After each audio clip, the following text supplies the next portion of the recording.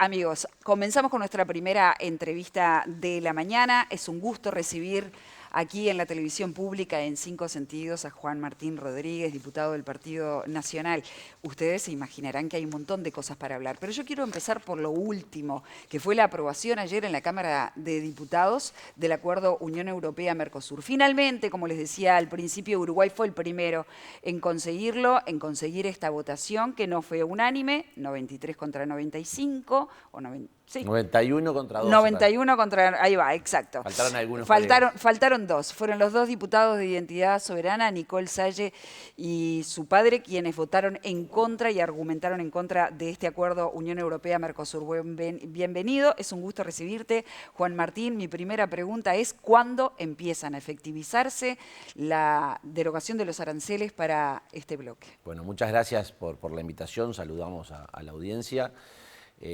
Lo primero, es una gran noticia para Uruguay la aprobación del acuerdo Mercosur-Unión Europea, el acuerdo interino de comercio. Recordemos que hay dos patas, si quieren de eso hablamos después, de la asociación política y cooperación. Es una gran señal para Uruguay, para América, para Mercosur, para Europa.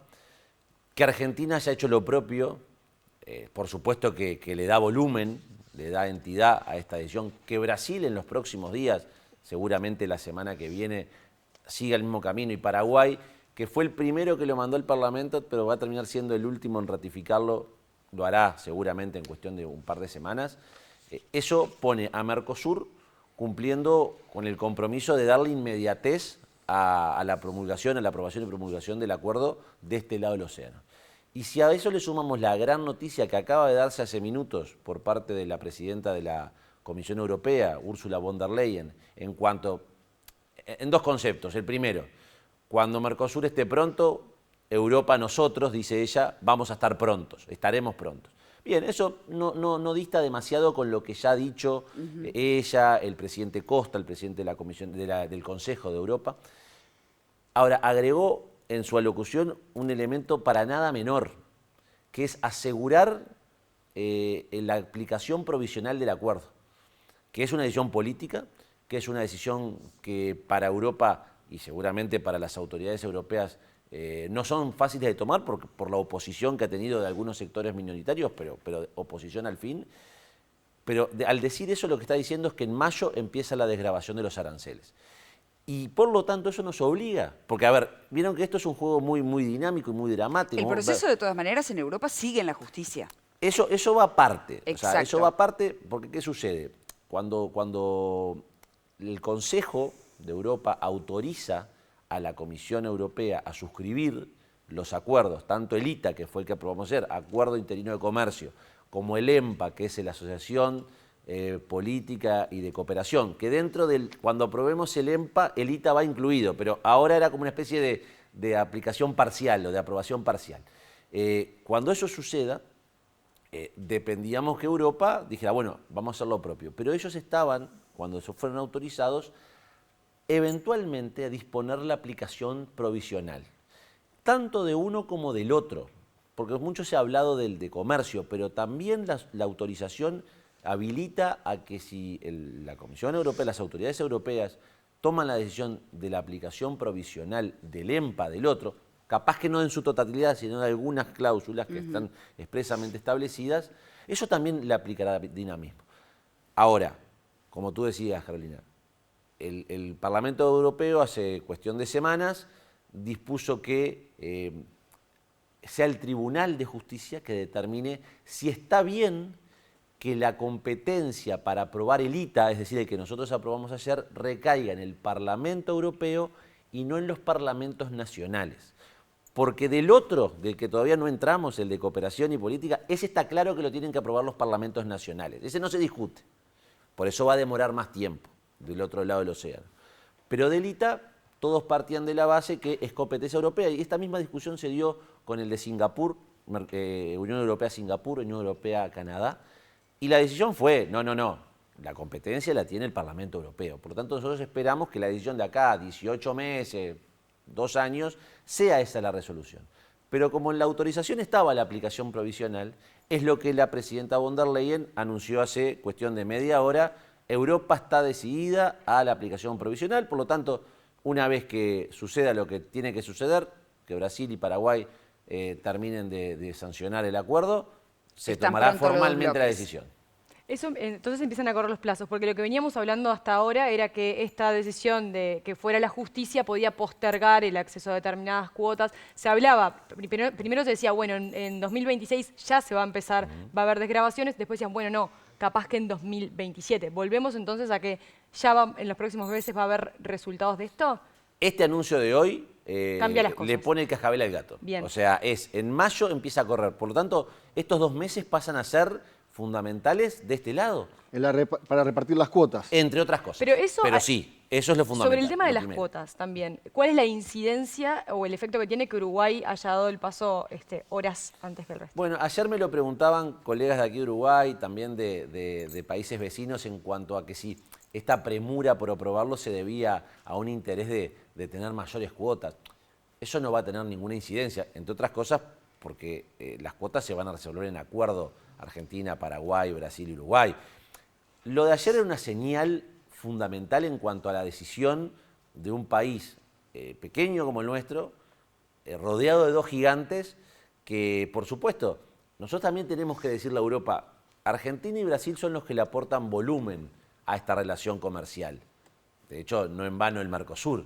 Ahora, Uruguay es un país serio que tiene clara cuáles son sus premisas, cuáles son sus objetivos, y no estamos a la sombra de Argentina y Brasil. Ahora ya fue anunciado por el canciller y por la subsecretaria cuando estuvieron las 2 veces, esta semana y la pasada, en la comisión especial. En marzo habrá reuniones, por lo menos una primera. Yo creo que esto del anuncio de hoy va a hacer que hayan varias reuniones del Grupo Mercado Común. Cancilleres, ministro de Economía. Y eso, el punto 1 antes del buen día es cómo nos repartimos las cuotas. ¿Y cómo se manejan o cómo se maneja la tensión entre la simetría? Bueno, no es menor.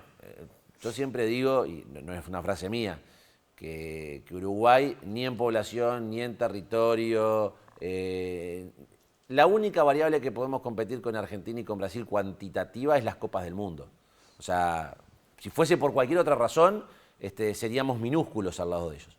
Sin embargo, lo que tiene Uruguay, en primer lugar, es un respeto ganado en la región y en el mundo en cuanto a su seriedad, las certezas jurídicas, la responsabilidad, que nuestros productos son productos de calidad. No en vano, las cuotas en carne bovina, en arroz y en miel son productos de calidad para nosotros. Los cortes cárnicos, el arroz, que en buena medida fue un logro de Uruguay. La cuota de arroz no iba a estar en el acuerdo. Y fue gracias al impulso de Uruguay que terminó estando. La miel, lo decíamos ayer, tuvimos visita en la comisión la semana pasada de productores de miel del norte del país, de Rivera, pero que agrupaban también a otros departamentos.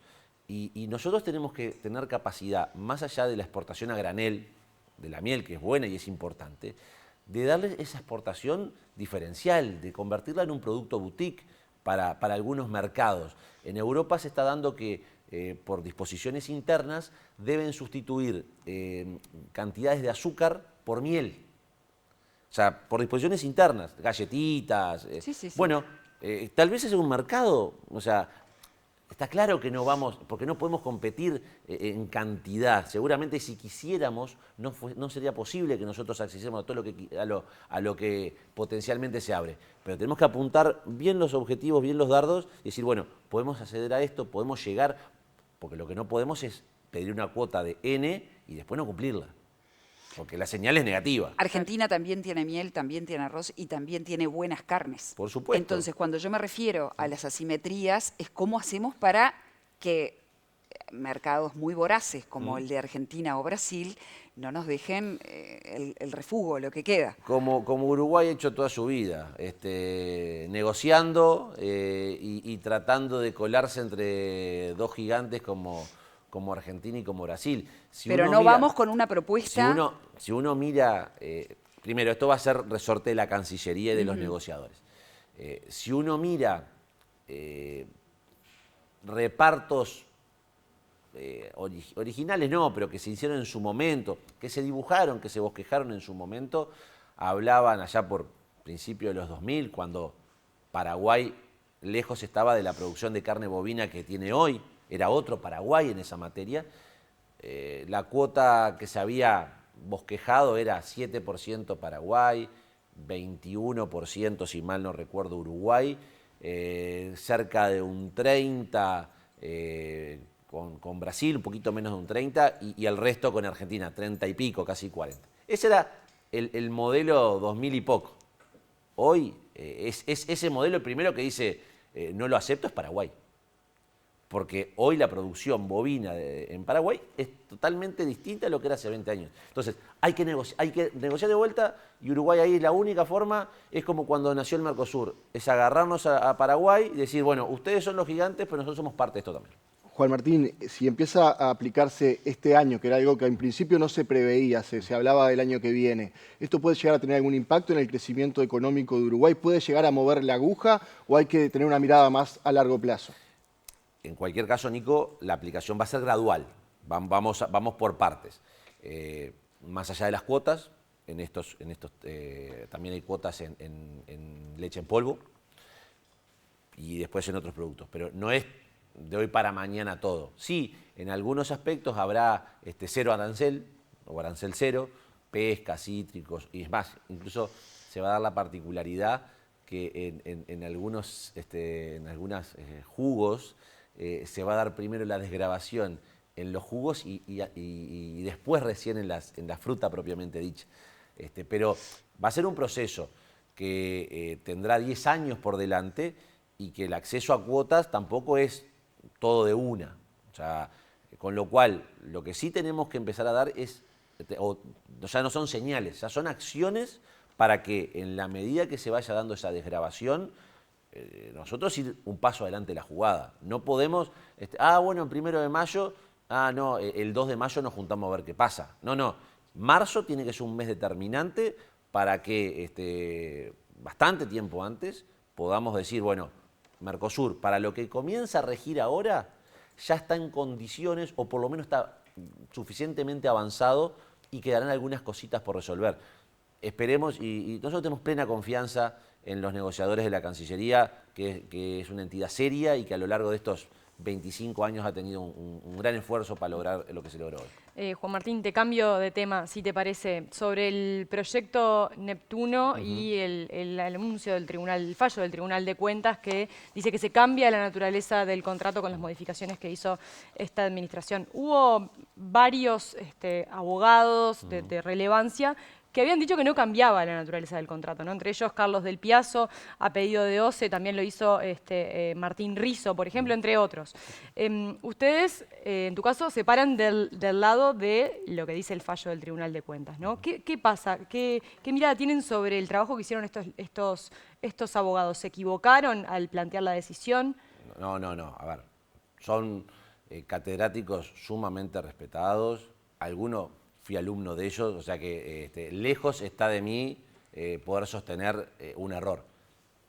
Tenemos visiones distintas y eso en el ámbito del derecho es más común de lo que uno piensa. Bueno, por algo eso de las dos bibliotecas o de las múltiples bibliotecas. En su momento nosotros se lo advertimos al ministro y a las autoridades de OCE, cuando allá por agosto, primero en la comisión, que ahí lo formulamos en tonos de preguntas, bueno, qué pasaba, qué pensaba, las razones, los argumentos. No tuvimos mayores respuestas, más que una línea argumental, pero no era con fundamentos, de parte del vicepresidente de OCE. Luego en la interpelación, en función de esa respuesta que nos habían dado en la comisión, insistimos, bueno, le pregunto, bueno, ¿y cuáles fueron los fundamentos? Porque está bien, perfecto, usted hace un razonamiento, lo puedo compartir o no, pero dígame los fundamentos.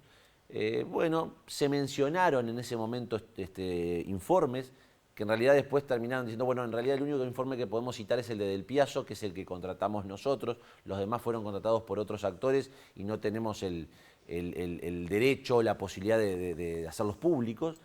De hecho, tampoco se aportaron en ese momento, ni siquiera el de Del Piazzo, y se lo volvimos a reiterar ahora en enero cuando compareció en la Comisión Permanente. Lo que pasa es que la gran mayoría de estos profesionales hacen referencia a la finalidad. Y dicen, bueno, la finalidad es la misma. no cambió. Bueno, pero el tema es que el concepto de finalidad, el concepto jurídico de finalidad, no es el mismo que el de objeto y de naturaleza del contrato.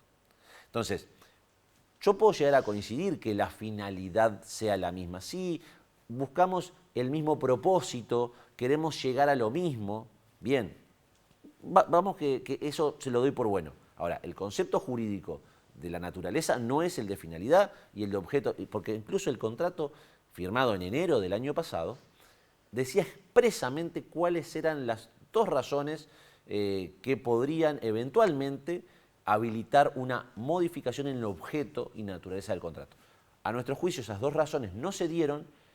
Una podría discutirse si se daba parcialmente, pero las dos no se dieron y por lo tanto no correspondía.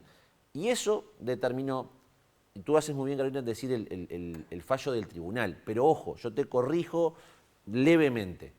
El fallo del tribunal recoge el informe de los servicios jurídicos. Y ojo, lo digo porque lo dije en agosto del año pasado, lo dije en enero de este año y lo quiero reivindicar ahora. No es que 4 ministros dijeron vamos a tomar esta decisión porque esto lo complica el gobierno. No, siguen el lineamiento técnico. El informe jurídico, lo que no hizo la JUTEP, y perdonen que mezcle temas, lo que no hizo la JUTEP en su momento con el caso Danza, es decir, escuchar lo que el informe jurídico de los servicios jurídicos, de funcionarios de carrera, profesionales destacados, que yo no sé qué votan, que a veces me podrá gustar o no gustar, o estar de acuerdo o no estar de acuerdo, pero ese informe jurídico, ese informe de los servicios jurídicos, es el que recomendaba eso y que el tribunal hizo suyo. El gobierno dijo, vamos a seguir adelante con esto. ¿Qué está pensando hacer la oposición? Bueno, en primer lugar, lo dijo, todavía no lo ha materializado, es un anuncio, uno puede decir, bueno, ¿qué diferencia hay? Está bueno que uno no se guíe por anuncios, sino que se guíe por decisiones materiales concretas. El Partido Nacional no descarta ningún tipo de acción parlamentaria, lo hemos estado conversando hasta ahora informalmente, producto que estos 10 días, porque esto fue el jueves pasado, ¿no? El fallo del tribunal fue hace literalmente una semana, no ayer, no el jueves de ayer, sino después de la semana pasada. Con lo cual han habido otros temas que nos han tenido ocupados más la cabeza, pero no lo pasamos a un segundo plano, sino por el contrario. Está ahí y probablemente la semana próxima, que el domingo arranca el nuevo periodo, más allá que hubo mucha actividad en este receso, el domingo formalmente arranca el nuevo periodo y seguramente, no tengo dudas que este tema va a formar parte de algún intercambio de la agrupación parlamentaria del Partido Nacional. Bien, y cuando te referís a no descartamos ninguna acción parlamentaria, ¿te referís a ninguna? Ninguna. O sea, bien, está todo el menú.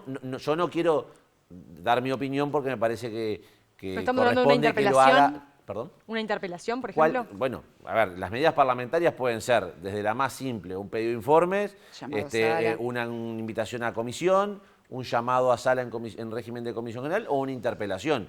Y esto puede ser en la Cámara de Diputados como en la Cámara de Senadores. O sea, incluso es más, el punto final, el más drástico, es la censura. O sea, estamos hablando que hay un menú muy amplio.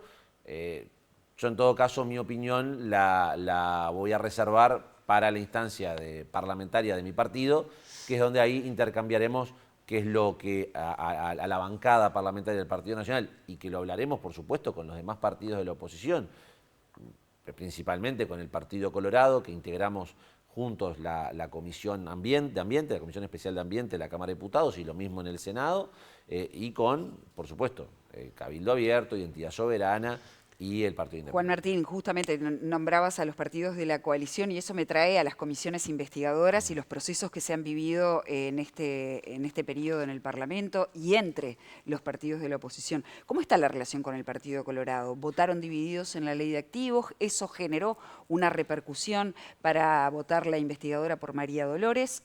¿Cómo está esa relación? No, la relación muy bien. La verdad, el pasado lunes, lo voy a definir de esta manera, en términos futbolísticos que todo el mundo los entiende. Cuando arranca un campeonato, muchas veces si la pretemporada no se hace de la mejor manera, capaz que un jugador cometa alguna desinteligencia o varios jugadores que puede provocar consecuencias inmediatas. La desinteligencia, yendo a tu metáfora, la cometió el Partido Colorado No. al votar la rebaja de los montos en la ley de activos. No, generalmente en estas situaciones nadie es el dueño monopólico de la responsabilidad. Creo que yo me hago cargo, en todo caso, en nombre de mi partido, de la propuesta que hizo en cuanto a postergar, porque sí, tal vez haber incluido dos temas que sabíamos que iban a generar controversias, nosotros con el Partido Colorado sabíamos que habían aspectos de la ley de lavado de activos que teníamos diferencias. Uno lo habíamos procesado debidamente, lo habíamos hablado, sabíamos que hasta el lunes a la mañana no teníamos acuerdo. Se hizo un intento en la tarde que nos derivó en varias horas, un par de horas de cuartos intermedios, de ida, de vuelta, incluso con el gobierno también. ¿Te refieres a bajar el tope para pagar con dinero en efectivo? Totalmente, eso mismo que, perdonen que vaya lo aburrido, pero antes de la LUC ese monto era unos $7.000, más o menos. Sí. A partir de la LUC pasaron a ser en ese momento unos $100.000, en realidad eran 1 millón de UI, pero el objetivo eran $100.000, la gente no anda con UI en los bolsillos, andará con pesos, con dólares, bueno, pero como la ley establece ese valor, esa unidad de medida, como referencia, pusimos 1 millón de UI. Recordemos que en la LUC el proyecto que mandó el Poder Ejecutivo era libre, no tenía monto, no tenía umbral, no había tope.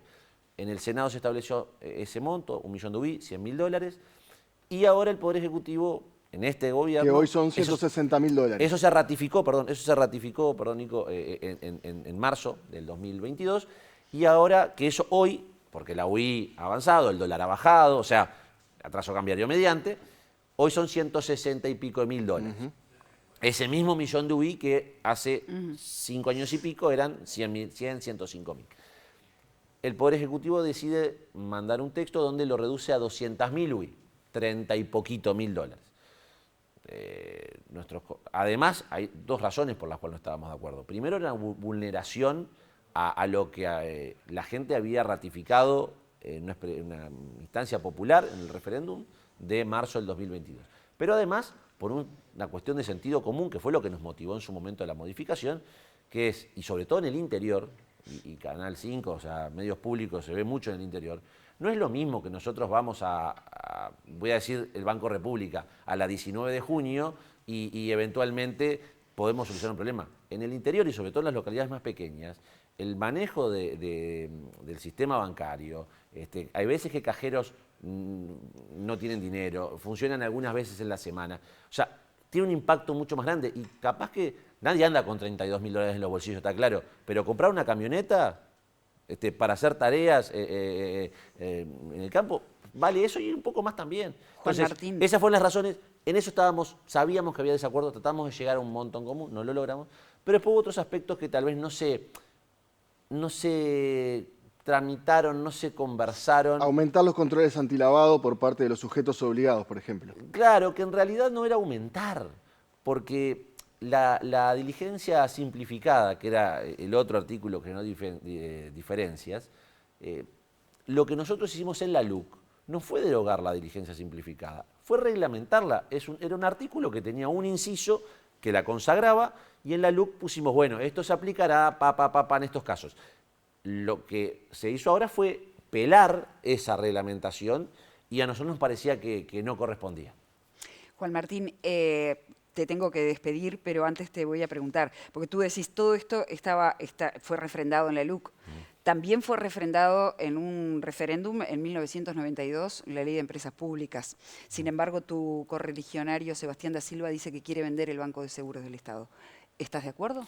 A ver, una cosa es lo que pueda llegar a decir y otra cosa es que se plasme en una norma. Por supuesto. O sea, ¿tú estás de acuerdo con la idea? No, pero te vuelvo a repetir. Eso fue un titular.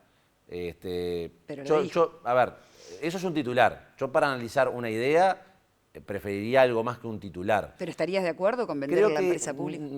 El Banco de Seguro del Estado, en el año, justamente por esos años, y en virtud de la Ley de Empresas Públicas, sufrió o tuvo un antes y un después. Hasta ese momento el régimen de seguros era monopólico. Y a partir de ese año el Banco de Seguros del Estado pasó a competir y se transformó en el primer asegurador de nuestro país.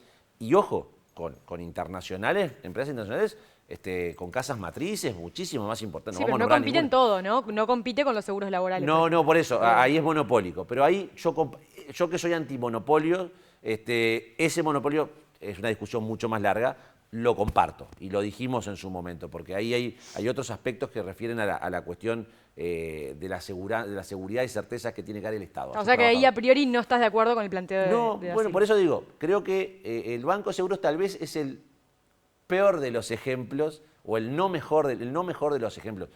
Sí, el herrerismo manejado, ideas en torno al correo, ideas en torno a AFE, que no va a dar el tiempo, pero el correo es una organización, un organismo que está subsidiado de forma importante por el Estado, que lo que implicaría no sería dejar a nadie sin trabajo, a los funcionarios pasar a cumplir tareas pero en otro lado. relación al Banco de Seguros, No. si Da Silva lo propone oficialmente mañana, ¿lo apoyás o no?